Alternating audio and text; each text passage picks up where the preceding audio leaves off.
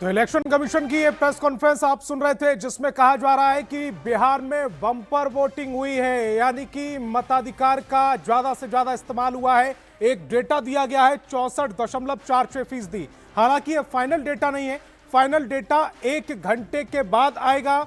1 घंटे पहले अभी कुछ जगहों पर अभी डेटा आना बाकी है, लेकिन 64.46% ये जो डेटा अभी इलेक्शन कमीशन की तौर पर दिया जा रहा है, ये कई रिकॉर्ड तोड़ता है। इलेक्शन कमीशन ने यह भी कहा है कि महिला मतदाताओं ने बढ़ चढ़कर भाग लिया है, क्योंकि वो मॉनिटरिंग कर रहे थे और मॉनिटरिंग में यह पता लगा है कि महिला मतदाताओं ने इस बार भी बढ़ चढ़कर भाग लिया है। और यह क्रम लगभग 2010 से जारी है। 2010 में भी महिला वोटर पुरुषों के मुकाबले ज्यादा थी, 2015 में भी महिला वोटर पुरुषों के मुकाबले ज्यादा थी, और 2020 में भी यह क्रम रहा। अगर 2025 में भी यही क्रम रहता है तो फिर सवाल कई उठने लगेंगे कि क्या 2010, 15 और 20 में हुआ वो एक बार फिर दोहराया जाएगा, या महिला वोटरों ने इस बार दूसरी तरफ वोट कर दिया है। ये तमाम सवाल हैं और इन तमाम सवालों पर अब हम चर्चा करने जा रहे हैं। हमारे साथ बीजेपी से नीरज कुमार जी जुड़ रहे हैं, जेडीयू से निरोहा यादव जी जुड़ रहे हैं, कांग्रेस से अजय पासवान जी, वीआईपी से इफ्तिखार अहमद और मुकेश कुमार वरिष्ठ पत्रकार के तौर पर हमारे साथ इस डिबेट का हिस्सा हैं। तमाम मेहमानों का बहुत बहुत स्वागत। सबसे पहले वरिष्ठ पत्रकार मुकेश जी, आपका आज जो वोटिंग हुई है कैसे देख रहे हैं आप? फिलहाल जो डेटा हमारे पास आया है, इलेक्शन कमीशन ने जो अभी ताजा डेटा दिया है उसके मुताबिक 64.46%। फाइनल डेटा नहीं है, 1% ऊपर या 1% नीचे स्थिति बन सकती है। इस वोटिंग को किस तरफ देखें जी? प्रजातंत्र जो है वो कितनी गहराई और मजबूती के साथ में इस देश में फैल रहा है, और ऐसा प्रदेश जिसके बारे में कहा जा रहा है कि ये गरीब है और पिछड़ा हुआ है, लेकिन दूसरी तरफ जो है यहाँ की आम जनता वो इस ढंग से बढ़ चढ़कर चुनाव की प्रक्रिया में अपना सहयोग देती है, मतदान में शामिल होती है। और विशेषकर हम लोगों को साधुवाद देना चाहिए महिलाओं का, क्योंकि महिलाओं की संख्या जब प्रचार होता है या फिर मीटिंग्स होती हैं उसमें दिखाई नहीं देती हैं, लेकिन अगर जहां चुनाव जो आखिर क्षण में जब हम लोग देखते हैं, मतदान करने के समय में देख रहे हैं, तो मतदान करने के समय में उनकी संख्या, जिस बात का जिक्र अभी चुनाव आयोग भी कर रहा था, उनकी संख्या पुरुषों की संख्या से ज्यादा है, या इस बात को बलवती कर रही है। इसीलिए मेरा सवाल आपसे ये था कि महिलाओं की तादाद ज्यादा होना बतौर वोटर आगे बढ़ रहा है, वो किसके लिए फायदेमंद नजर आ रहा है? क्योंकि एक तरफ 10,000 का देना शुरू कर दिया गया था और दूसरी तरफ 30,000 की घोषणा की गई थी। बिल्कुल संतोष जी, इसका हम लोग मूल्यांकन करेंगे। इसका मूल्यांकन कई स्तर पे करना होगा।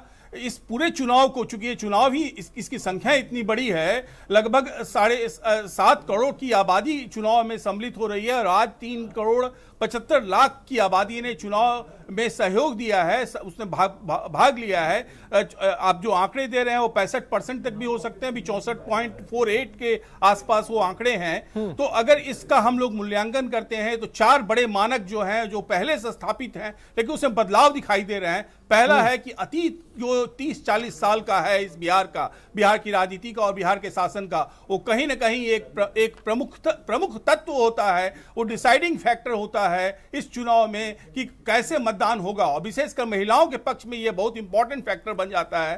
ठीक है, और इसी पॉइंट पर मैं नीरज जी का रुख करूंगा। पहले प्रतिक्रिया ले ले सभी मेहमानों से जल्दी, क्योंकि सभी अपनी बारी का इंतजार कर रहे हैं। नीरज जी, बहुत जल्दी से बताइएगा, ये जो ज्यादा वोटिंग हुई है, बंपर वोटिंग हुई है, खुलकर मतदान किया गया है और महिला मतदाताओं ने जो अपनी सहभागिता निभाई है इस मतदान में, बीजेपी को कितना फायदा, एनडीए को कितना फायदा या कितना नुकसान, क्या आकलन है आपका? निश्चित रूप से इसका बहुत बड़ा फायदा एनडीए को मिलने जा रहा है कि, और बिहार सरकार ने जिस तरह से चुनाव आयोग ने भयमुक्त वातावरण में चुनाव करवाया कि अधिकतम संख्या में महिलाओं ने निकलकर वोट किया, और पूरे देश में सभी को मालूम है साहब कि महिलाओं का भरोसा किन पर है, तो बढ़ा है। हम लोग के सरकार, और 121 सीटों पर जो चुनाव जो हुआ है आज, कम से कम 100 सीटों पर एनडीए जीत हासिल करने जा रहा है। और मतदान प्रतिशत बढ़ने का एक टेक्निकल कारण मैं और बता दूं, क्योंकि पहले जो वोटर का आधार था वो करीब 7,84,000 का था, अब वो 7,24,000 का है।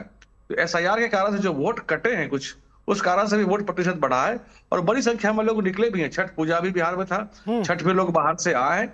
इसके लिए हम लोगों ने बड़ा प्रयास किया था कि अधिकतम मतदान हो, और निश्चित रूप से बिहार की जनता विकास चाहती है और बूथ पर ठीक है, खड़े अजय लोगों से पासवान जी जब की भी- तरफ जा रहा हूं। अजय पासवान जी, एनडीए का दावा, बीजेपी का दावा, 121 सीटों में से 100 उनकी हो गई, आप क्या कह रहे हैं?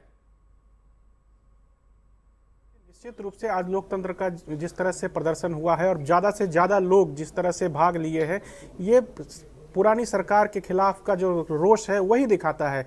और वैसे भी इन 121 सीटों में हमारा मार्जिन, हमारे जीते हुए सीटों की संख्या ज्यादा रही है और हम पूरी कोशिश में है कि इस पहले फेज में ना केवल बढ़त बनाए और बाकी चीजों का भी बेनिफिट लें। आप देखे हुए जिस तरह से लगातार नीतीश कुमार के शासन में महिलाओं के ऊपर, पलायन के ऊपर, बेरोजगारी के ऊपर तमाम जैसे मुद्दे थे, उन मुद्दों को जवाब देने का ये समय था। और पहले फेज में जिस तरह से तो आप ये मानकर चल रहे हैं जो वोटों का महिलाएं घर से प्रतिशत निकली बढ़ा हैं है, वो दरअसल इन मुद्दों पर महागठबंधन के लिए घर से बाहर निकली थी? निश्चित रूप से निश्चित रूप से जिस तरह से मुजफ्फरपुर में कांड हुआ और महिलाओं के ऊपर लगातार अत्याचार बढ़ा है, तो उसके खिलाफ ये मतदान हुआ है। 10,000 ठीक है, रुपए का डॉक्टर जो ने घूस देने की कोशिश की थी बिहार के महिलाओं को, डॉक्टर नेहोरा जी, उसके डॉक्टर जवाब नेहोरा में जी, ये बहुत पड़ा है। महिला मतदाता अमूमन नीतीश कुमार का पारंपरिक वोट, उनका कोर वोटर माना जाता है। और इस बार भी चूंकि 2010, 2015, 2020 में महिला मतदाताओं ने ज्यादा वोटिंग पुरुषों के मुकाबले की, तो आपकी सरकार बनी, नीतीश कुमार सीएम बने। 2025 में भी सेम महिला मतदाता ज्यादा वोटिंग करती हुई नजर आ रही है इलेक्शन कमीशन के मुताबिक। अब आप बताइएगा, आप कितनी सुखद स्थिति में हैं या फिर आपको झटका लगने की कोई आपके पास रिपोर्ट हो? नहीं संतोष जी, सबसे पहले मैं आपके माध्यम से चुनाव आयोग को बधाई और धन्यवाद देना चाहता हूं कि पीसफुली चुनाव बिहार में हुआ। जहां पहले 2005 के पहले सैकड़ों लोग हर चुनाव में मारे जाते थे, तो कम से कम बिहार में पीसफुली चुनाव कराए जा रहे हैं। दूसरी बात रहा महिलाओं का। देखिए संतोष जी, बात ये है कि महिलाओं के लिए आदरणीय नीतीश कुमार जी और एनडीए की सरकार 2006 से काम किया और लगातार उनके सामाजिक आर्थिक उत्थान के लिए योजनाएं बनाते रहे। एक महिला के कहने पर शराबबंदी कर दिया गया, तो ये महिलाओं के जेहन में है। और जैसे जैसे आरजेडी के नेता तेजस्वी यादव अपने कंपेनिंग में एग्रेसिव हुए, वैसे वैसे बिहार की महिलाएं और मतदाता उसके रोकने के लिए एनडीए के पक्ष में एग्रेसिव हुआ है। और यही कारण है कि आज जो महिलाओं का मत प्रतिशत और जो भीड़ आपने बूथों पर देखा, वह नीतीश कुमार की और एनडीए के पक्ष में खड़ा है। आप पत्रकारों ने कई स्थानों पर पूछने का काम किया है, तो उस समय खुलेआम लोगों ने कहा कि हम नीतीश कुमार जी के साथ हैं, एनडीए के साथ हैं।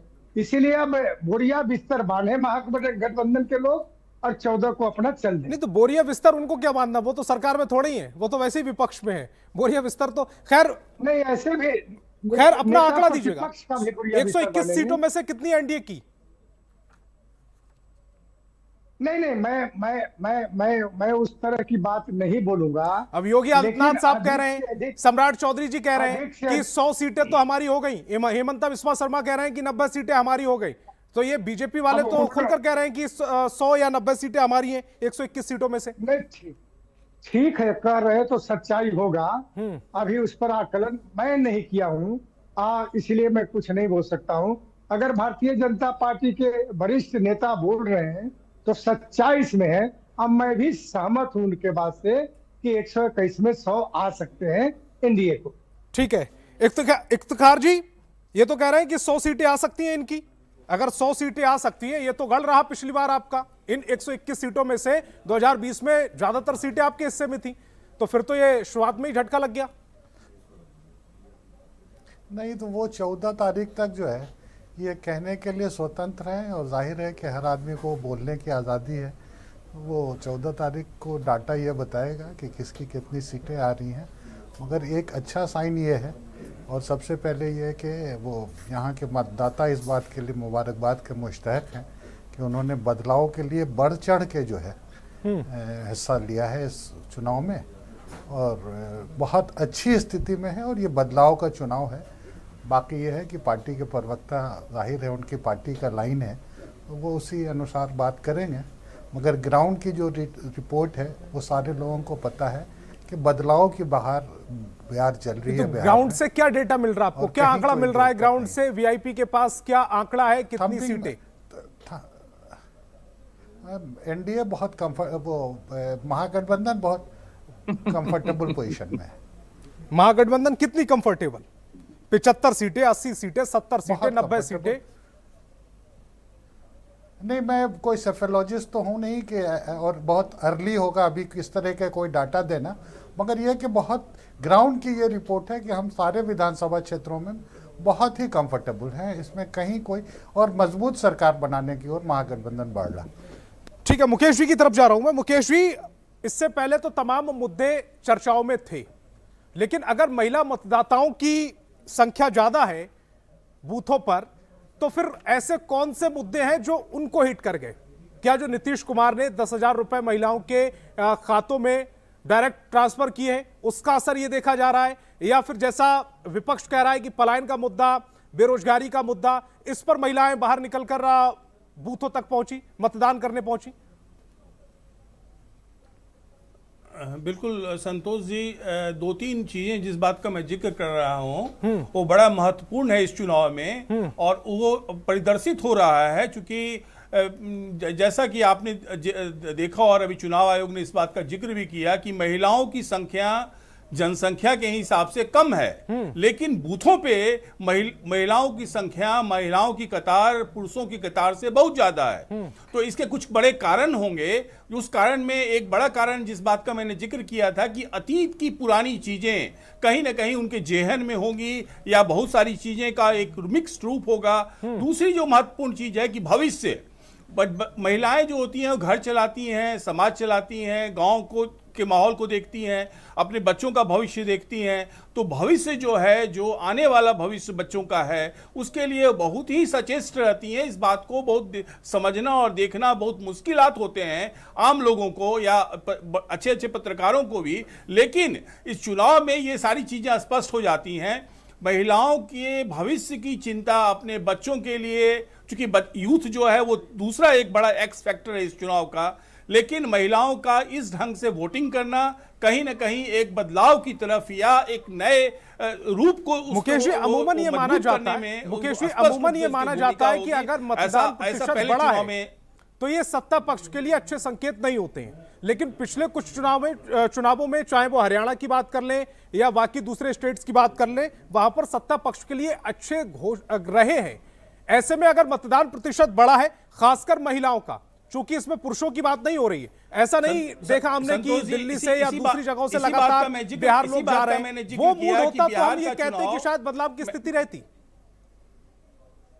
बिल्कुल, बिहार का चुनाव जो है दूसरे राज्यों के चुनाव से अलग होता है, और उदाहरण के रूप में जो संख्या ही है बिहार के चुनाव की, अभी जो 7 करोड़ की 7.5 करोड़ की आबादी चुनाव में भाग ले रही है, वो गुजरात की आबादी के बराबर है। वो अभी जो चुनाव हो रहा है, ये 2 चरणों में चुनाव हो रहा है, वो पंजाब और हरियाणा के चुनाव के बराबर है। और उसका एक बड़ा वर्ग, जो आधा वर्ग है, आधी आबादी जो है, जेंडर आधा महिलाएं जो हैं, उनका इस ढंग से चुनाव के दिन बाहर आकर और इस अपने अपने अपने इच्छाओं को, अपने परेशानियों को, अपने भविष्य को मजबूत करने के लिए, पुख्ता करने के लिए कहीं ना कहीं इस बात को दर्शाता है संतोष जी कि शासन जो है उसके दोनों रूप हो सकते हैं, एंटी इनकम्बेंसी भी हो सकती है, प्रो इनकम्बेंसी भी होती है। वो हम लोग 14 को देखेंगे कि क्या हो सकते हैं, लेकिन अनुमान ये होता है कि जो अनुमान किया जा सकता है, जिसका आंकलन किया जा सकता है कि जो भी हो रहा है वो अच्छे के लिए हो रहा है, राज्य की तरक्की के लिए हो रहा है। नीरज जी, आपकी आरजेडी के साथ 23 सीटों पर फाइट थी, क्योंकि आप कह रहे हैं कि 100 सीटें आप जीत रहे हैं पहले फेज में। आरजेडी से तो आपके सीधे सीधे 23 सीटों पर फाइट है। इन 23 सीटों में कितनी मानकर चले आप? इस चुनाव में जो आरजेडी के सीएम फेस है तेजस्वी यादव जी, वो अभी चुनाव हारने जा रहे हैं, बात आप लिख के ले लीजिए। राघोपुर से जी, हम लोग जमीन से जुड़े वर्कर हैं। कहां से आया डेटा आपके पास जी? कहां से आया डेटा? सर ये डेटा मैं अभी तो वही बता रहा हूँ, हम लोग जमीन से जुड़े पार्टी के लोग हैं। हर जगह जंगलों में खोजेंगे तो हमारे वर्कर मिल जाएंगे। हम लोग ग्राउंड रिपोर्ट लगातार ले रहे हैं। ठीक है, आरजेडी के कौन कौन से बड़े चेहरे आप ये मान रहे हैं कि वो हार रहे हैं? एक तो आपने तेजस्वी यादव कह दिया, दूसरा हार रहा है, फतवा हार रहा है, राघोपुर हार रहे हैं, सभी हारने वाले हैं इस वर्ष। अच्छा, निश्चित रूप से हारेंगे, क्योंकि महिलाओं का भरोसा निश्चित रूप से नीतीश जी के साथ है। मोदी जी के साथ है। पूरा देश इस बात को जानता है। आज किसी महिलाओं से बूथ पर जाकर कहीं कोई पूछते चुनाव के समय में, तो बोलती, बुजुर्ग महिला बोल रही थी कि 400 से बढ़ाकर पेंशन 1100 कर दिया, तो सुरक्षित बच्चों को भविष्य सुरक्षित कर। कई महिलाएं तो रो रही थी साहब कि बाल बच्चा खाना नहीं देता, नीतीश मोदी के कारण से वो अनाज मिल रहा है, हम लोग खाना खा रहे हैं। तो महिलाओं इस भाव से हम लोग को वोट दे रही है, बड़े प्यार से श्रद्धा से वोट दे रही है, और उन माताओं बहनों को हम नमन करते हैं, प्रणाम करते हैं कि आपका आशीर्वाद इस तरह से मिलता रहे। ठीक है अजय जी, नीरज जी तो बहुत कॉन्फिडेंट दिख रहे हैं। देखिए, भारतीय जनता पार्टी प्रोपेगेंडा की पार्टी है, वो इसी तरह का नैरेटिव फैलाती है। जिस तरह से उन्होंने कहा कि पहले ये चरण में तो लोगों को मतदान हो खाना गए, दे अब रहे हैं और नैरेटिव लोगों फैलाकर का उनको क्या जीवन फायदा चल मिलेगा? रहा है। नहीं, कैसे आप कह सकते हैं कि नुकसान हो रहा है? हम पहले फेज में जो है, नहीं, मैं उनके कॉन्फिडेंस, जहां- मैंने उनके कॉन्फिडेंस पे सवाल पूछा। उनका जो कॉन्फिडेंस दिख रहा है वो तो है ही है। जो उनका कॉन्फिडेंस हमेशा ओवर कॉन्फिडेंस की तरह रहता है। आप देखिए किस तरह से हताशा में ये ओवर कॉन्फिडेंस नहीं है डिप्टी सीएम साहब। अपने क्षेत्र में 20 घूम साल रहे से थे, सत्ता में और है, उन्होंने हमारा जिस तरह से विश्वास है आरोप जनता लगाया का है है। जेडी के एमएलसी महागठबंधन के करके एमएलसी के नीरज जी, आऊंगा, दोबारा तो से भी कितना आऊंगा। शर्मनाक है। उन्होंने, आप सुन लीजिए पहले नीरज जी, और जिस तरह से नैरेटिव फैलाने की कोशिश की है, बस ये अराजकता, मतलब इनका जो ओवर कॉन्फिडेंस है, वो बोलते बोलते ये बह गया कि ये वो उनकी सरकार है। उन्होंने जिस तरह से प्रशासन को गलियाया है, खासकर एसपी को और डीएम को, और चुनाव, जब वो उनकी चुनाव की जो हार की बौखलाहट है वो क्षेत्र में दिख रही थी। और ये तीसरे नंबर की पार्टी जो जनता दल यू है, वो कह रही है बोरिया बिस्तर समेटने की बात है। 14 के बाद बोरिया बिस्तर कौन समेटेगा, ये साबित हो जाएगा। इतना ओवर कॉन्फिडेंस बिल्कुल ठीक है। न्योहरा जी, यही लोकतंत्र एनडीए है, के इसमें जीत कॉन्फिडेंस हार को सब लगा कांग्रेस रहता है, ओवर आपको कॉन्फिडेंस साबित करना मान रही होगा। है। ये कह रहे हैं ओवर कॉन्फिडेंट हो गए। नहीं संतोष जी, हम लोग ओवर कॉन्फिडेंस नहीं है। आप भी जानते हैं कि बिहार में महिलाएं घर से नहीं निकला करती थी, जिसको नीतीश कुमार जी ने पंचायत और नगर निकायों में आरक्षण देकर घर से निकालने का काम किया। लड़कियों को साइकिल और पोशाक 6 से शुरू किया, आज लड़कियां वोटर हो गई है। लड़कियों को सुरक्षा प्रदान किया गया, इन बातों को समझती है। पढ़ने के लिए मदद किए गए, अरे कई योजनाएं जो मैंने कहा कि महिलाओं के लिए, लड़कियों के लिए 35% आरक्षण दिए गए लड़कियों को पुलिस भर्ती में, फिर 35% सब नौकरियों में आरक्षण दिए गए। तो महिलाएं इस बात को समझती हैं कि नीतीश कुमार है, एनडीए की सरकार है, तब ये सारे सुविधा मिले हैं। आज महिलाएं स्वावलंबी हो रही है। आप ये कह रहे हैं कि नीतीश कुमार ने 2005 से जो काम किया महिलाओं के लिए, उसका असर ये दिख रहा है कि इस बार भी बम्पर वोटिंग हुई है और महिलाओं का जो प्रतिशत है वो ज्यादा है पुरुषों के मुकाबले, और वो आपके लिए बेनिफिट दे रहा है। बिल्कुल बिल्कुल 100%। ठीक है, वीआईपी प्रवक्ता की तरफ जा रहा हूं मैं, वीआईपी प्रवक्ता की तरफ जा रहा हूं मैं। अहमद जी, जो स्थिति जेडीयू के प्रवक्ता बता रहे हैं, और 2020 के चुनाव प्रचार में हमने आपको भी देखा था, यही सारा डेटा आप 2020 में जब चुनाव प्रचार करते थे उस समय देते थे, तो वो तो महिलाओं के दिमाग में रहा होगा शायद।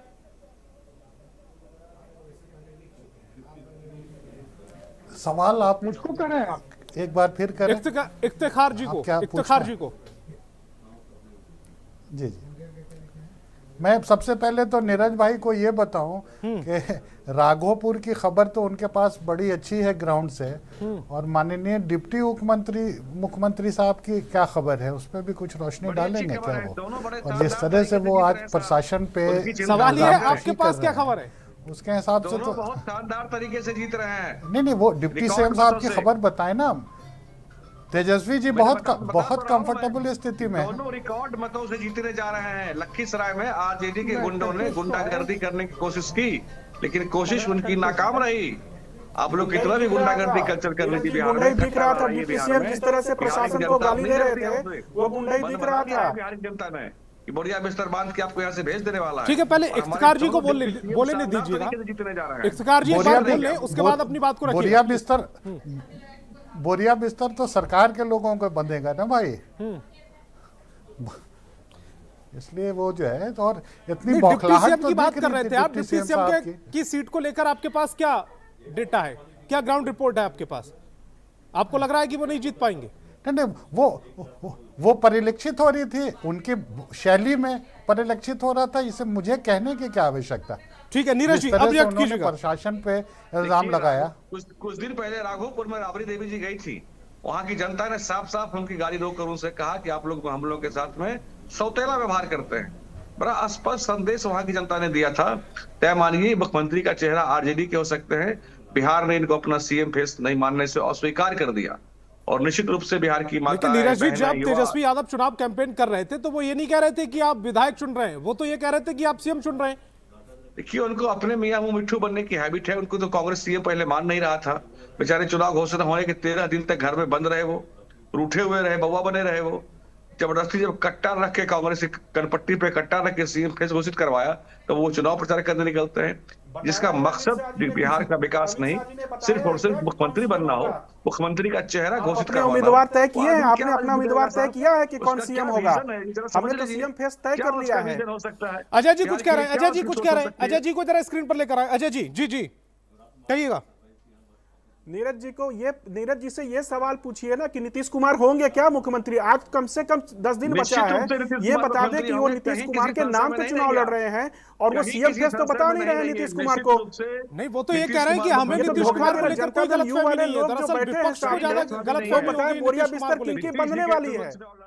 अजय जी, वो मुख्यमंत्री तो हर होंगे। मंच से ये कह रहे हैं कि 25 से एनडीए को 30, नीतीश फिर से कुमार को 30। लेकर कोई गलतफहमी नहीं है। इसमें कहीं गलतफहमी कोई विपक्ष संशय को है, या तो वो कैसे तो गलतफहमी फिर में है क्यों या नहीं, क्यों गलतफहमी घोषणा पैदा क्यों करना नहीं चाह कर रहे हैं। रहे हैं? संतोष जी घोषणा क्यों नहीं कर रहे हैं मुख्यमंत्री के रूप में नीतीश कुमार को? कैसे घोषणा करते हैं? क्यों पटना की सड़कों पे नीतीश कुमार के साथ बिहार में सीएम जो रोड शो हुआ उसमें प्रधानमंत्री नहीं थे, प्रधानमंत्री के साथ नीतीश कुमार नहीं थे उसमें? अब बताइए। कैसे घोषणा करते हैं? ठीक है निहोरा जी, थोड़े कल्चर है। निहोरा जी, इकट्ठा अजय जी कर से ये मुट्ठी रख के पूछ घोषणा लीजिएगा होता है। कि वो किस तरह से घोषणा करवाना चाह रहे हैं, उस तरह से घोषणा कर दीजिए।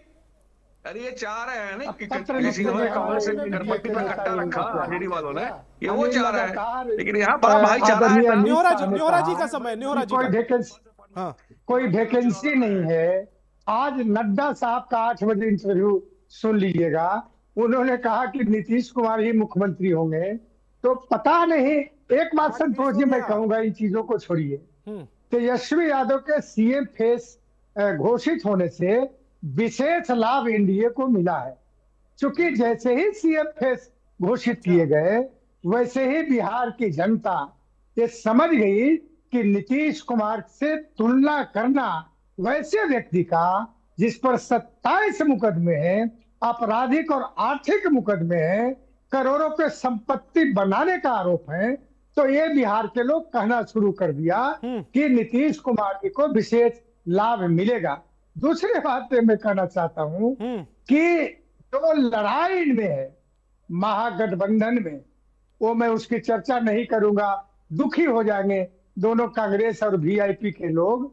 लेकिन ये लड़ाई लड़ते रहे और निश्चित रूप से मुझको जो लगता है आज के वोटिंग के बाद कि जो 2010 के जो एनडीए की स्थिति थी उससे आगे हम लोग बढ़ेंगे। ठीक है, इस पर हम ये बात कर हमारा चुके हैं। आकलन मुकेश जी के पास जा रहा हूं। मुकेश जी, महत्वपूर्ण पॉइंट ये उठाया है निहोरा जी ने। उनका बिग पॉइंट ये है, उन्होंने जितना स्टेटमेंट दिया है कि तेजस्वी यादव को सीएम उम्मीदवार जैसे ही महागठबंधन ने घोषित किया उसके बाद महागठबंधन को नुकसान हुआ है।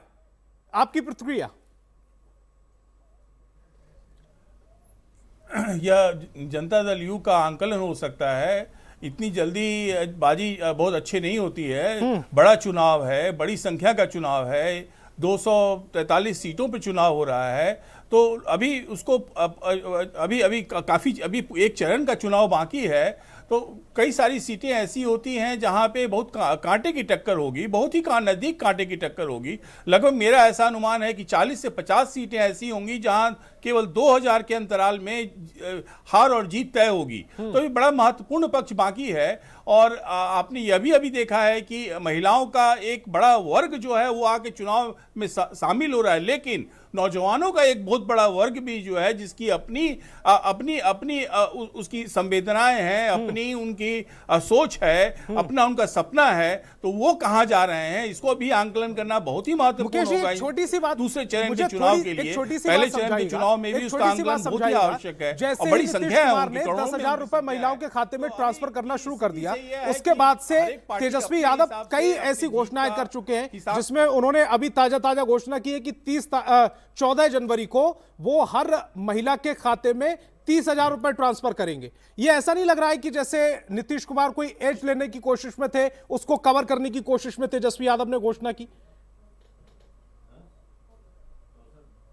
नहीं, चुनाव का मतलब ही घोषणाओं का दौर होता है संतोष जी, और लोग घोषणाएं करेंगे, बहुत तरह की ठीक है, बातें मेरे पास करेंगे, समय की लेकिन कमी है। जनता तमाम मेहमान किसको मेरे किस- साथ जुड़े, आपका बहुत बहुत शुक्रिया। और अब थोड़ी देर बाद जब दोबारा से प्रेस कॉन्फ्रेंस होगी चुनाव आयोग की, या फिर वो डेटा जारी करेगा, तो ये स्पष्ट होगा कि कितने फीसदी मतदान हुआ है। फिलहाल जो इलेक्शन कमीशन का डेटा है उसके मुताबिक 64.46% मतदान हुआ है इस चुनाव में, पहले चरण में। और अब यह देखना होगा कि इसमें कितनी बढ़ोतरी होती है। तमाम